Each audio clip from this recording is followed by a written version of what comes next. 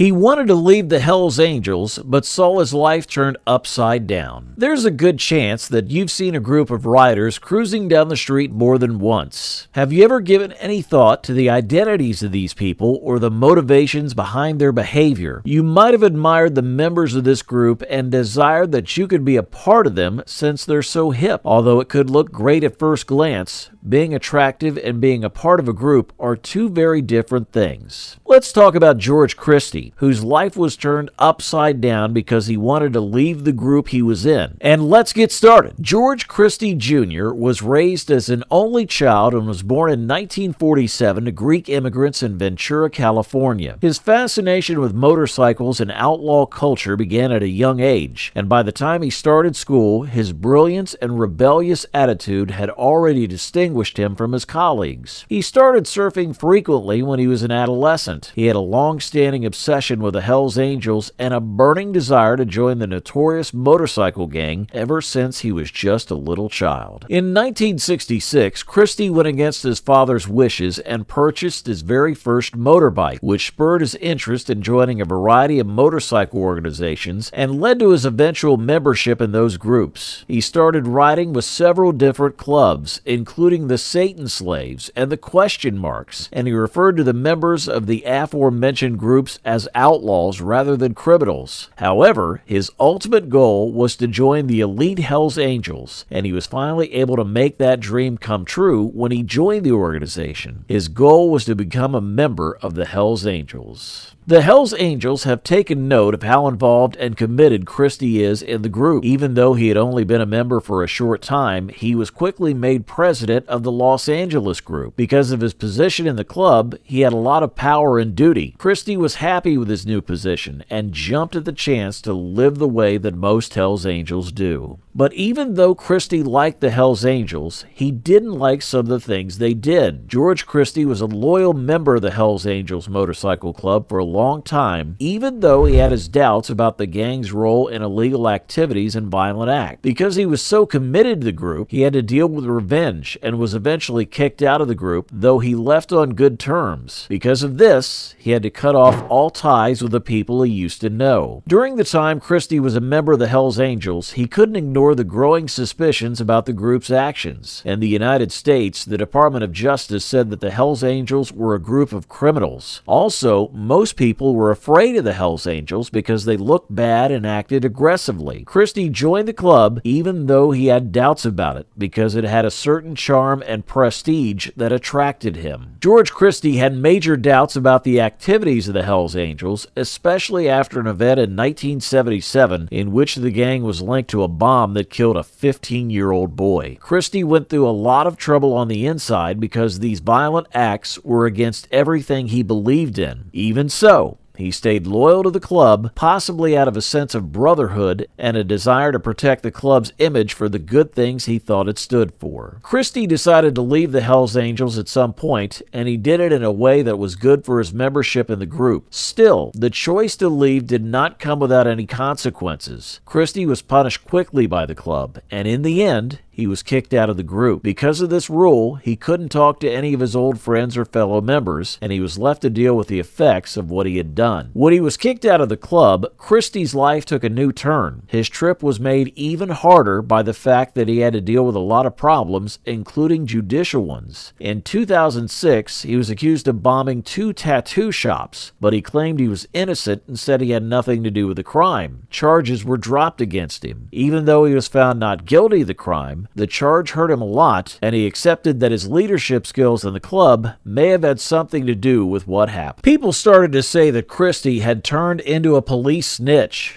Christie was angry and denied this. Still, his good name had been ruined by the charges, and he had to deal with the fallout. Christie was a part of the Hells Angels group for a long time. As he was leaving the group, he made the brave decision to talk about the illegal things they did. As Christie tried to make a new life for himself outside the Hells Angels, he concluded that it would be brave of him to expose the motorcycle gang's illegal actions. In 2015, he was in a History Channel show called Outlaw Outlaw Chronicles Hell's Angels, where he talked about the group's actions that had been kept